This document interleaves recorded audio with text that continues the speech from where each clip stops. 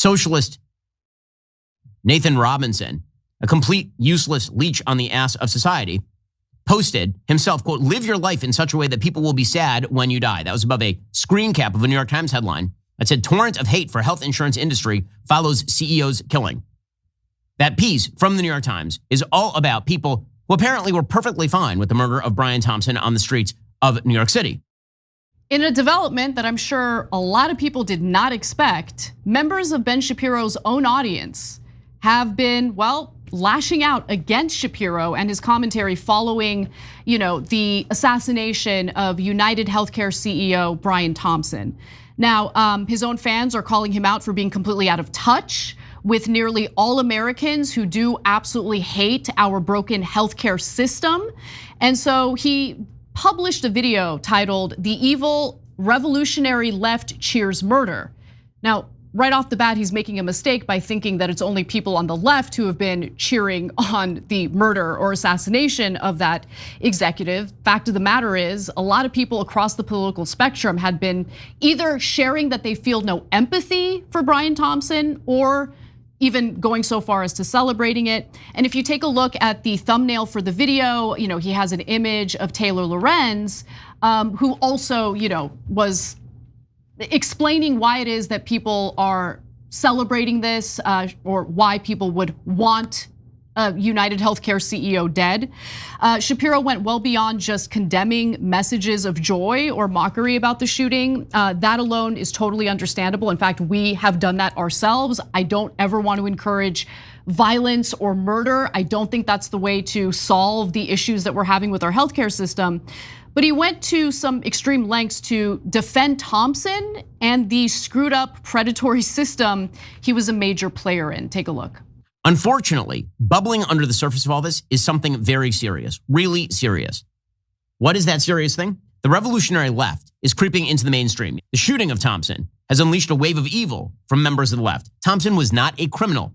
He wasn't even an advocate of death, the way, for example, abortion or euthanasia advocates are. Brian Thompson's great sin, according to these people, is that he was the head of a company that exists within a mixed private-public healthcare framework, and that he did his job. Because that's how health insurance actually works. Some things are covered and some things are not. And you may not like the application of the coverage and it may be bad. That is not an excuse for murder.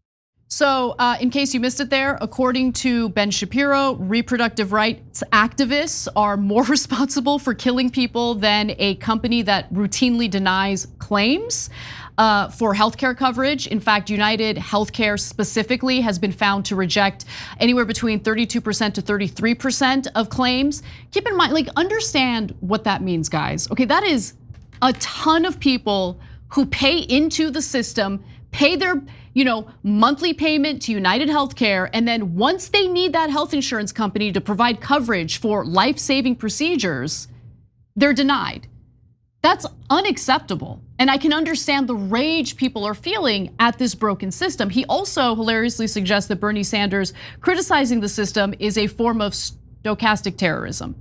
This is why socialist leech scavenger lingo used by people like Bernie Sanders, if you want to talk about stochastic terrorism, if you want to talk about rhetoric that leads to a higher possibility of violence, when you suggest that everything in American life is unfair and bad and rigged by the system, when you suggest that, and then you suggest that anybody who does business is merely an apparatchik of that system, the result is a support for revolutionary violence.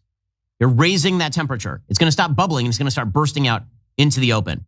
So I'm uncertain as to what Ben Shapiro expected after he put this video out. I mean, I don't think I even expected that he'd get the backlash that he's received from his own audience members, but the backlash was swift. So I'm gonna give you a few examples. One of his viewers writes, "This isn't a left versus right issue. It's the working class versus the wealthy, and that's probably why you're trying to pretend it's something it's not." Another person writes, "As a conservative, I'm sick of rich elitists destroying the family unit, quite literally. I'm proud the left and right have united. I may not vote the same way, but damn it, I can agree we are tired of being pushed around." Another person writes, according to Ben, "I went from Trump voter to revolutionary leftist in the span of a month." Another person writes, "Hate to break it to you, buddy, but it's not just the left who's sick of this. One other viewer says, imagine being so blatantly in the wrong that you managed to unite two opposing ends of the political spectrum during one of the most divided periods in recent memory. Another person writes, I'm not buying this left versus right crap anymore, Ben. I want healthcare for my family. There's more. Those are just a few examples. So, Cenk, this is something that we've been talking about a lot. There is this populist sentiment among voters on both sides of the political aisle. So guys, first of all, told you the populist right wing is real. It's not imaginary. They're not all evil, racist, sexist, etc., whatever you're hearing on other shows, okay? So look at them rebelling against the Daily Wire. It's amazing. It's never happened before in my lifetime. So Anna and I have been telling you that this is bubbling not after the election. We started telling you before the election. I started going on all those shows before the election, right?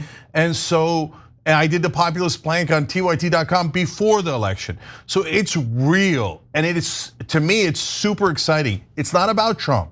It's about, hey, can we find unity and real agreement with right-wing and left-wing populists? And the answer appears to be yes. So now, Daily Wire to me is the epicenter of old right-wing media. So I've broken down before how Ben frames almost every issue from the perspective of an incredibly wealthy person or a giant corporation. He'll say things like, a person wants to start a business and they've got $20 million and you can't let them blah, blah, blah. I'm like, who has $20 million that they're starting a business with? Why are we even having this conversation? Because he thinks from a rich person's perspective, and his own audience is getting tired of it, okay?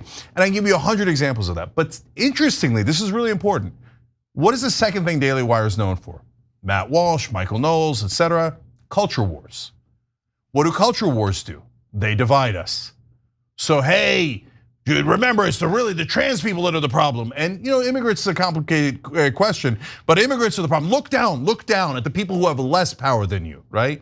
And our answer is no, brothers and sisters, look up at the people who have more power than you.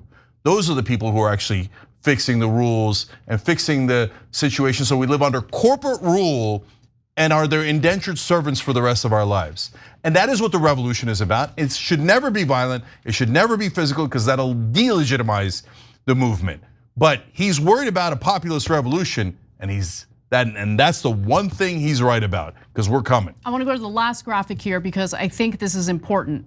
I just realized your entire business model requires that us normal folk hate each other. Exactly. Let's not feed into that. 21,000 likes on that comment. So people are waking up, and I think that while it is totally okay to condemn violence and murder, which we do, and we agree with Ben on that, we do not agree that the healthcare system is all hunky-dory and we all need to sit down and shut up.